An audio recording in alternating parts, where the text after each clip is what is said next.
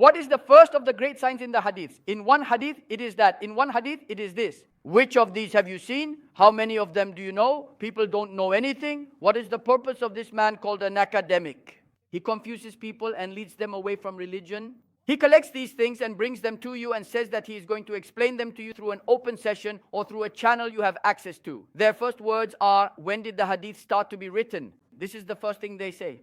Whenever I say that they started to be written during the time of our Prophet, that they started to be written during his life, they say, oh, come on. I am automatically defeating them from there.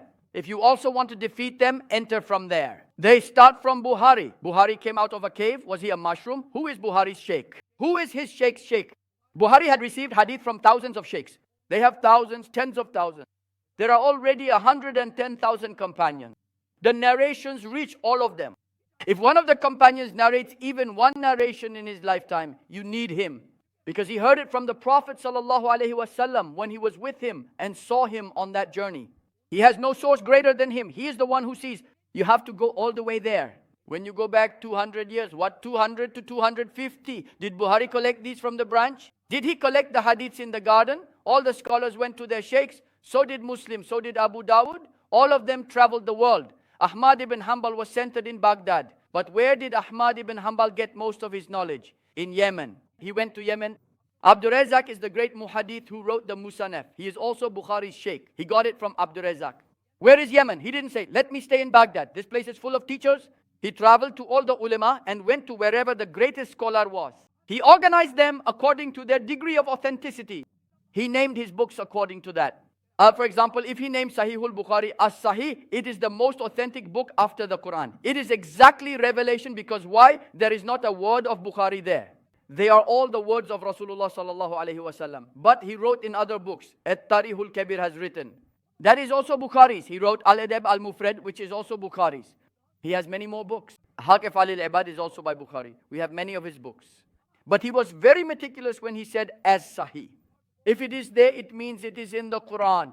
But among the hadiths there, in the matter of judgment, can you find a hadith that says this and a hadith that says that? You can. I am telling you that you come across it in the Quran. In one verse it says, an adulterer can only marry an adulterous woman. He cannot marry an honorable woman.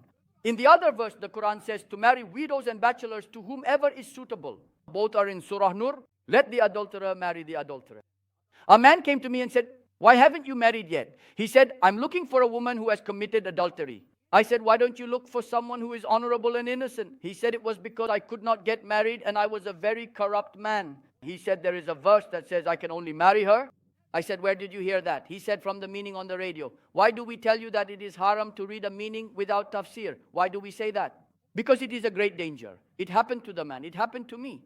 A man came and told me at home, I opened our master's meaning. And this is the meaning. What did we write underneath? This verse was valid at the beginning of Islam. Later in the verse of this surah, this provision was abrogated. Because there, when you find an unconditional match, unequal, marry widows and bachelors by mutual consent. Did she commit adultery before? Didn't she? Don't ask. That verse gave general freedom. Therefore, this has been abrogated. Is that so? He says. My brother, if you find this even in the Quran, is it possible not to find it in the Hadith? Because it was completed in 23 years, the provisions changed according to the period, according to the time, according to the situation. But in the farewell pilgrimage, I have perfected your religion.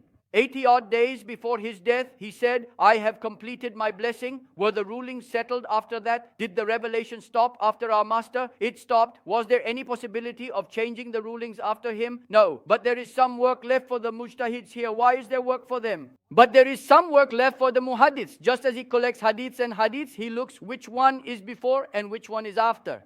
What was the intention of the Prophet ﷺ when he practiced this and that? What are the indications? What are the presumptions? There are the other words of the companions, all the words. He also needs material.